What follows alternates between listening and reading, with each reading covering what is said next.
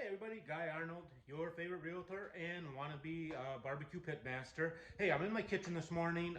We're having some friends over tonight. Teresa and I invited a few friends over, and it was requested to have ribs on the grill because everybody sees me smoking food all the time, and ribs was suggested. So, okay, I dug out a few racks from the freezer. A couple life lessons I want to tell people that my dad didn't teach me. My dad was an excellent cook. I'll never be the cook he was in my mind, but a couple things that he didn't teach me that I've learned in the last year or so as I get into doing more barbecue, as you're on forums, YouTube videos, just watching people and seeing what they're doing. For years, I mean, I'm embarrassed to admit, I did not know you were supposed to remove that silver skin membrane off the back of the ribs. I'm going to attach a few pictures here. It's so simple. You take just any kind of spoon. You can use the back end. You get it under one end of the membrane. It's really slimy, so grab it with a piece of paper towel and just rip it off. It comes off in one piece most of the time. It comes off really easy. The other thing that not everybody does it, but the more I read, YouTube videos and stuff on some of the barbecuing sites I am, pork ribs, when you're cooking them, you put a dry rub on them usually. You put a dry rub for the spice and the flavor. But when that cooks, that can fall off. People talk about binding agents. Some people use canola oil. I've even read mayonnaise. But a majority of the barbecue people that I read use yellow mustard as a binding agent. So you just kind of slather some mustard on there. These ones are already done. You slather some mustard on there. And then put your barbecue rub. I really love the Honey Hog by Meat Church Products, but there's so many rubs out there. It's a preference. Some people like stuff with more pepper and more garlic.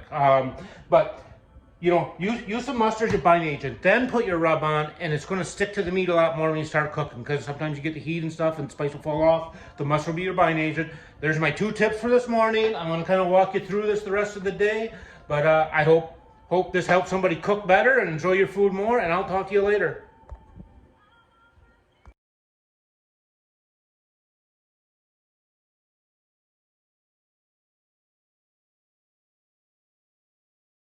Hey everybody, back here by my grill now. I told you to give you a little update on these ribs and how it's going through the process.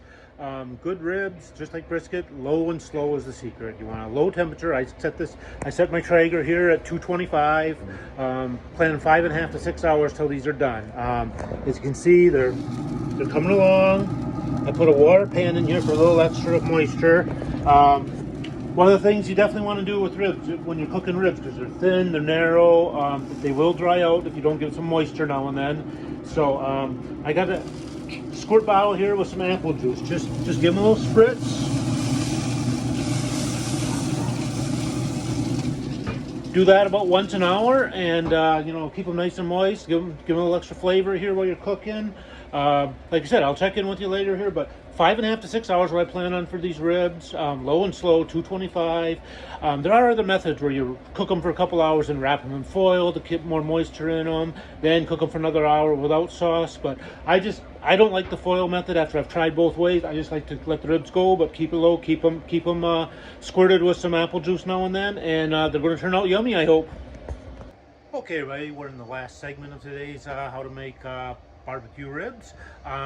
These have been going now for 5.5 hours. At 5 hours, they were getting pretty flexible, pretty bendy. Meat was starting to pull off pretty easy. So at 5 hours, I put on barbecue sauce. As I've told you before, Sweet Baby Ray's is my go-to. For the price, I haven't found anything better, to tell you the truth.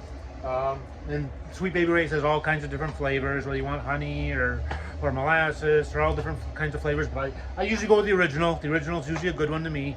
But just take a look here. This is at 5.5 hours now.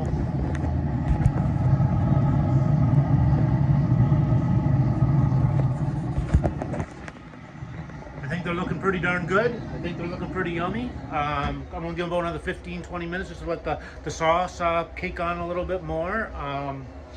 Like I said, I love my Traeger here. A couple years ago, I didn't even know what a pellet grill was, but it just makes barbecuing so easy if you want that flavoring and the smoke. But hey, I hope you learned some about barbecue ribs today. Like I said, low and slow, 5.5 hours. You don't need to use foil method, but you can use any method you want. But hopefully you learned some tips, and hopefully you're going to do some barbecuing in the near future. And good luck. I hope you enjoy it.